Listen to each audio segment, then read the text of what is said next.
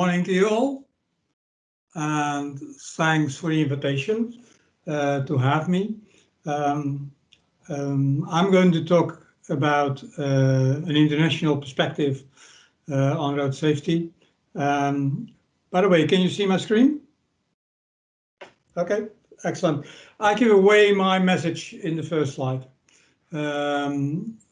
Improving road safety through 3 steps, if you like. Perform better on the traditional approach, embark on safe system, and integrate road safety with sustainable development goals. And what I learned in the last hour or so, that this message is rather similar with the 2 we heard earlier today. And I'm very happy to learn that, because you never know exactly the environment where your message lands, so to say. My starting point is the United Nations resolutions of last year. It was based on an event in Stockholm, and I'm going to that in a minute. So there is a new target worldwide, already mentioned, 50 by 30, 50% by 2030. There's an encouragement in this resolution to take an holistic view on road safety in the context of the full Sustainable Development Goals agenda, and last but not least, the safe system approach. So this is the background where I'm coming from. So here we are then. This is road safety in the UK. In my view, UK is considered as one of the top performers in the world and one of the leaders in road safety. Enormous progress, 80% reduction in road deaths over those 50 years. We have some information of what you did, and you directed improved policies in all system components, roads, road user behavior, and vehicles. And what we learned already today, road deaths have plateaued in the UK, and the reduction in road deaths has been less than in many other countries over the last decade. And you see that here in this graph, that the UK is not the only country where you have that plateau. I don't pay too much attention to 2020, but you see that plateau, and it started in the European Union from 2013. And then many countries reached that plateau, and actually a lot of countries are looking for next steps to see how they can change that and continuing on this downward trend. To analyze these type of problems, it's my habit to go back to a colleague of mine, Kari Rumor from Sweden, and in one of the first ETSC lectures, perhaps the first one, he identified 3 levels of road safety problems. The first level, based on the analysis of crash and injury statistics, you identify your problems, for example, drinking and driving. The second level, you identify what causes these problems, and then you say, well, the safety quality of roads is not sufficient, or the traffic enforcement is not adequate. And then the question is why the safety quality of roads is not sufficient, and then you come to the third level. And I would like to pay some attention to that third level, because in my observation on quite some countries in Europe and outside of Europe as well, I see that we have problems at the third level. And to make my point, I use my own country. My own country, the Netherlands, is not performing well in the last decade either, similarly to the United Kingdom. And I asked myself, what are the deeper reasons for that? And I ended up with these observations. So it's not scientific research, but it's just a critical follower of Dutch policies. And what I observe here is that there's a lower political priority for road safety in transport and infra policies. And there's more focus on congestion reduction, investments in public transport, and for all reasons, the Dutch decided to have higher speed limits on motorways. And that's not good for the safety record of our motorways, but it's not good for the confidence of the public on driving more slowly. There are higher priorities for environmental issues and climate change. On top of that, we experienced budget reductions in government over the last decade or so. By the way, that's not the case when we have to respond to COVID, but that was certainly the case in the last decade. Other priorities in the police force than traffic policing. We suffered a lot from what is called decentralization of power to municipalities, because by doing that, the budget had been reduced by the national government, and municipalities were not really prepared to take up their new roles and tasks. And moreover, there was a strong focus on health, social equality, education, and income issues, and not so much on the physical environment of people. And last but not least, there's rather limited interest in the private sector in road safety. So here you have an overview of the third level of Kararuma, trying to explain why we are not making that much progress in road safety in my country. And on top of that, we answered poorly on new challenges: e-scooters, electric bikes, mobility scooters for the elderly, and of course distraction. And I made a rough estimate that these new modes and this distraction, not only by cyclists but also by car drivers, that these new modes added another 25% to our road fatalities in the Netherlands in the last decade or so. And we have no good road safety answers to these new challenges yet. And allow me to compare that with another problem we faced last weeks, and that was the flooding in Belgium, Germany, and the Netherlands. And as you have seen, there were many deaths in Belgium and Germany and 0 in the Netherlands.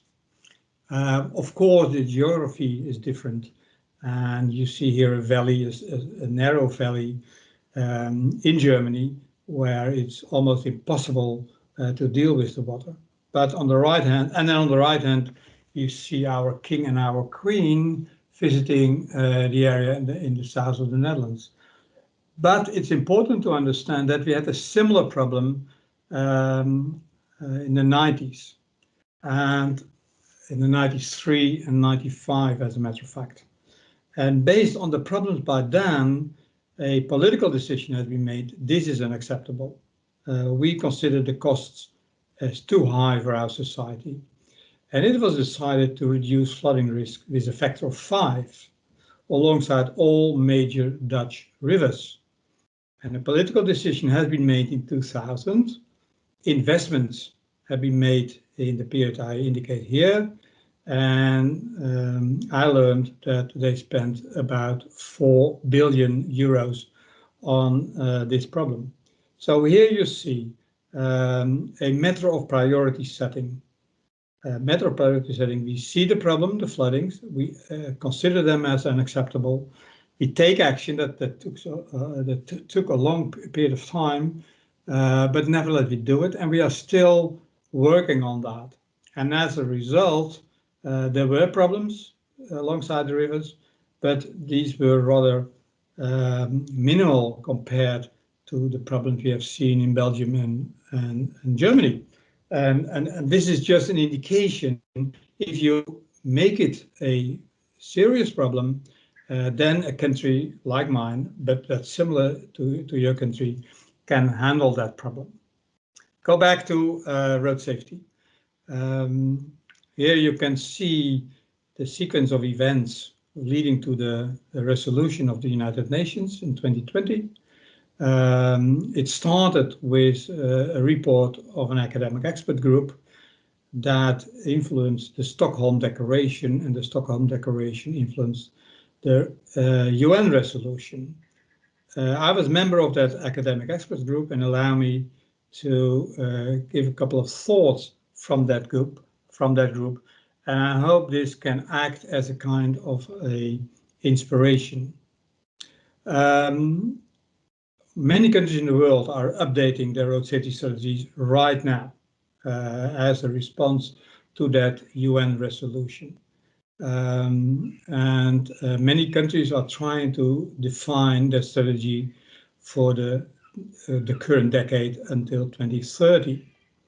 And although we know that these UN resolutions are not legally binding, I guess that they require careful consideration, especially by the co-sponsors of that resolution. And as a matter of fact, 50 countries supported this resolution explicitly, and one of them was the United Kingdom. So my expectation would be that based on that, also the United Kingdom would have a look at that resolution and see how that can inspire your new road safety strategy.